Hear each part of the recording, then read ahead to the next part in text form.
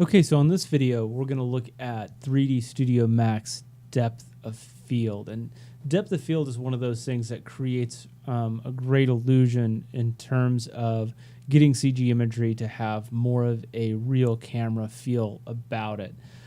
In particular, it lets us sort of focus on a particular element, or at the very least create a further enhanced feeling of depth across a space. So there are two key ways to create depth of field. One is to actually render it in the initial pass. And we're going to start there, and then we're going to end with rendering out a Z depth channel and applying that in Photoshop. Both methods work well. The pro in me says render out the Z depth pass as a separate file, so that way you have full control over the imagery in Photoshop, and you can really fine tune and tweak there. So to do those two things, let's start by adding in a new camera. So this is a scene you should be familiar with, been watching through this particular set. This is just a little set piece built in Revit, imported into 3D Studio Max.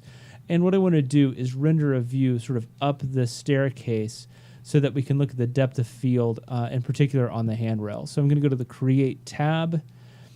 In particular with depth of field, it is incredibly convenient to use a target camera in this case. So I'm actually going to drag out a target camera. The reason why this is so convenient is I can actually use the target camera itself, or the target itself, as defining the point along the space that is actually in focus. So as I'm moving the camera around, I can also move the target around. Let me see if I can grab it here really quick. Oh, bother. It knows it's late. Let's see here. I'm going to go ahead and zoom out, and I'm going to pick the target the old school way from my scene list. There's my camera target right there. I'm actually going to move that up. So whatever I place my target on is what's going to be in focus. So what's nice about that is I move through my scene, if I am 100% positive in terms of what I want in focus, I can actually move the target and animate that, moving to and from different locations, and actually animate the depth of field happening as part of my camera motion path. So let's go ahead and switch this viewport over to my new camera. So this is again a camera view coming up that stair. It's a target camera, which I'm usually kind of opposed to using a target camera. I prefer the free cameras much more. I'm just going to slide this right here so I can start to get the idea of the depth of field. So with that camera selected, I'm going to go to the Modify property. And again, I also want to make sure, so this is the camera viewport. I want to make sure that Show Safe Frames are on. That gives me exactly what I'm going to render in my viewport. And let's just start by rendering that without any depth of field at all.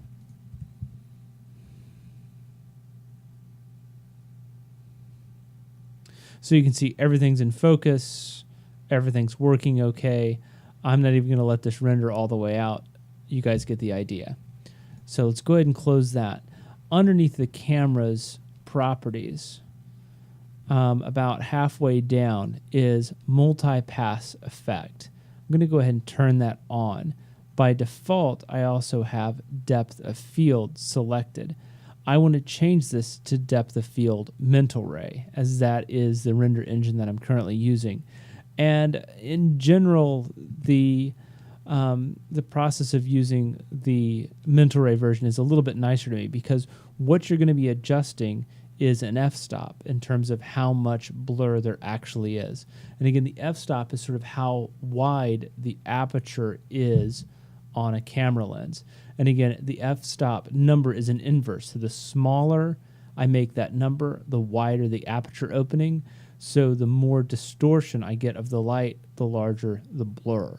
That's kind of the concept of how that works and how it's going to transfer to a virtual camera. So there's my current scene. You can see my camera location. Right now I have the target placed over the back wall. So the foreground elements, this handrail, should be sort of politely out of focus whenever I do the rendering.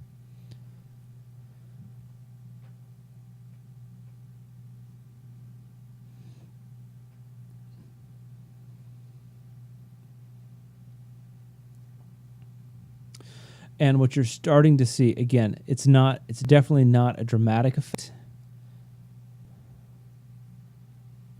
but it is definitely softer right here around this edge. And you'll also notice this particular zone, as I'm getting further away, takes a little bit longer to render because it's actually sort of rendering out that blur. I'm going to go ahead and cancel this render.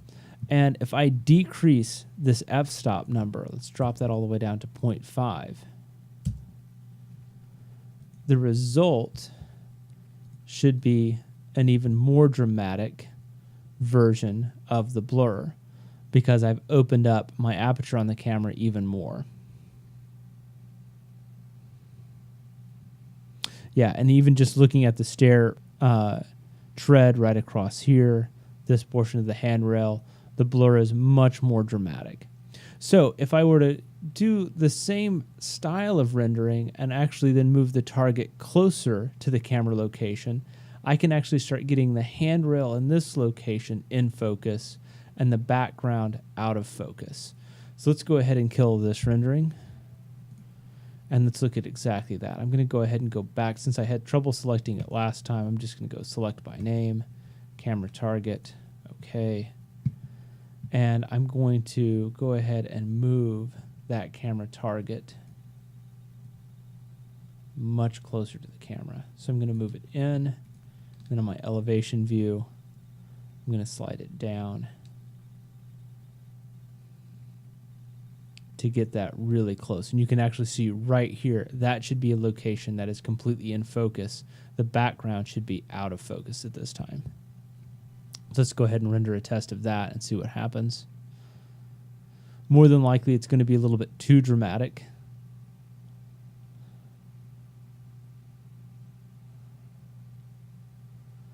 And so in this particular instance, you can see the background is almost not discernible at all.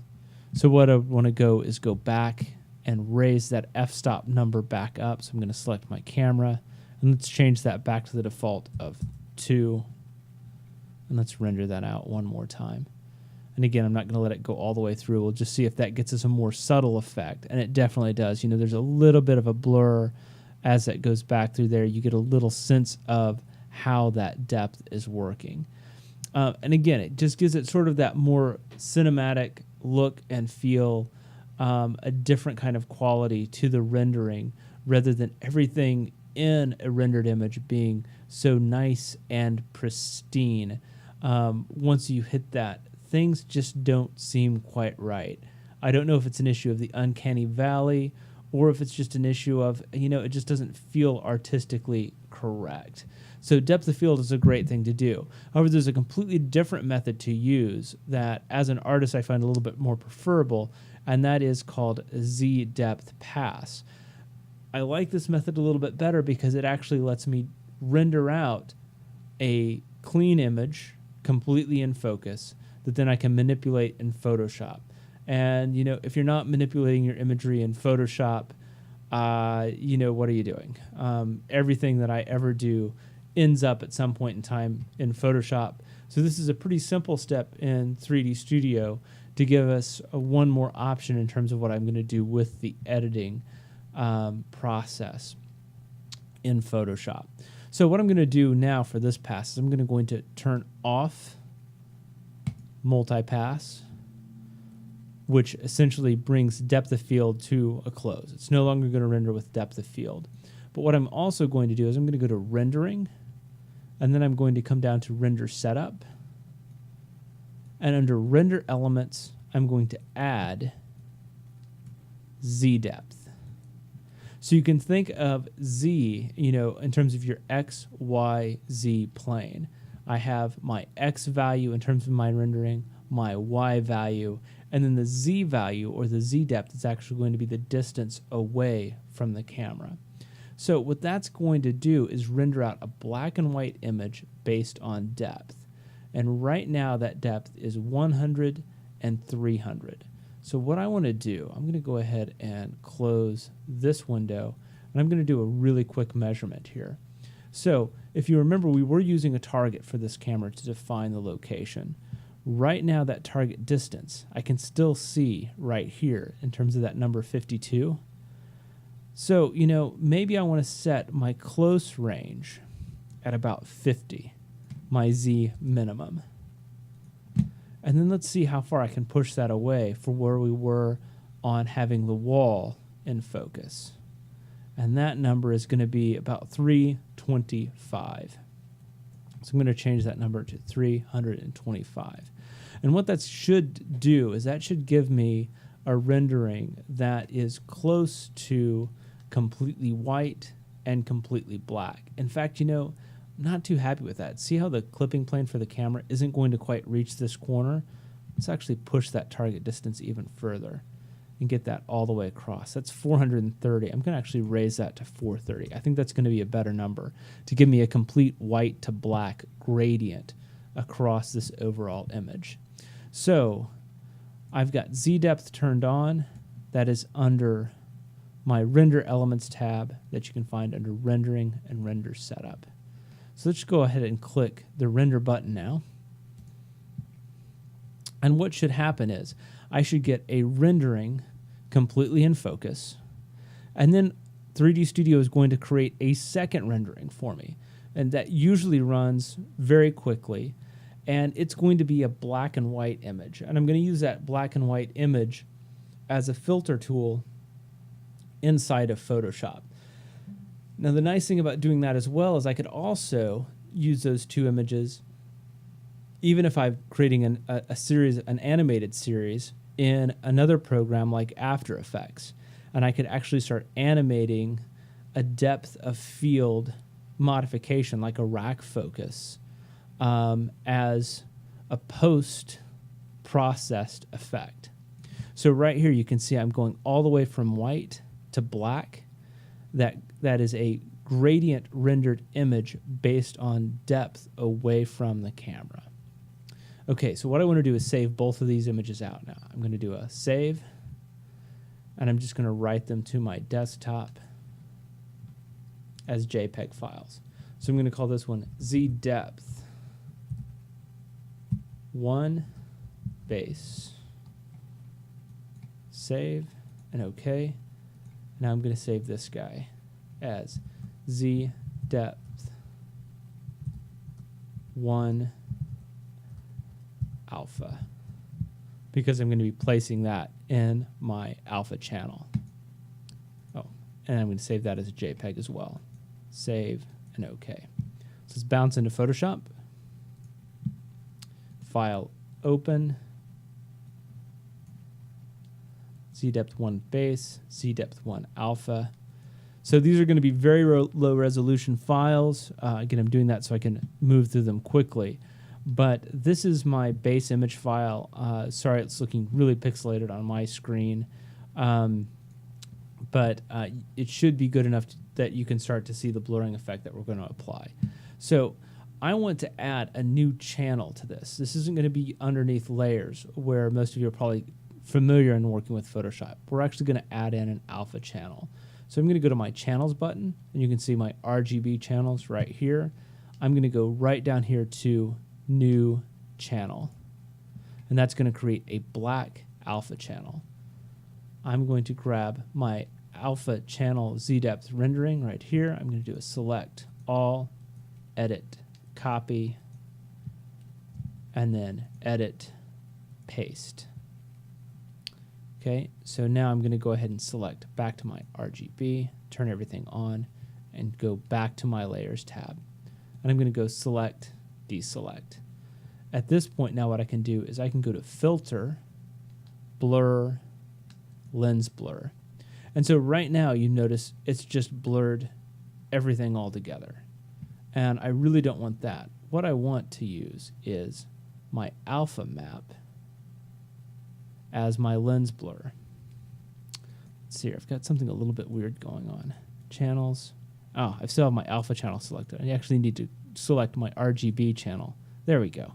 Let's try that one more time. If you notice, I had my alpha channel selected right down here, which turned everything black and white, which is why the lens effect there, the lens blur effect, looked so weird. So let's try that one more time. I'm off my alpha channel now, on my base layers, filter, blur, lens blur. Everything is blurred. Kind of a bummer. Let's change this to my alpha channel. Right now you can see the background is in focus, foreground is blurred, but I can move that distance anywhere in the image. Now I've got the background completely out of focus, the foreground in focus, and I can actually modify that to any point along the image. I can also modify my radius to impact how dramatic I want the blur to be. You know, exactly how much blur do I want to add to the image. So let's say that I want the foreground in focus. I would move my focal distance to the higher point. You know, let's say I want it to be a fairly subtle effect. I'm going to drop my radius down to 5 and say OK, and you can see how it's impacting that image.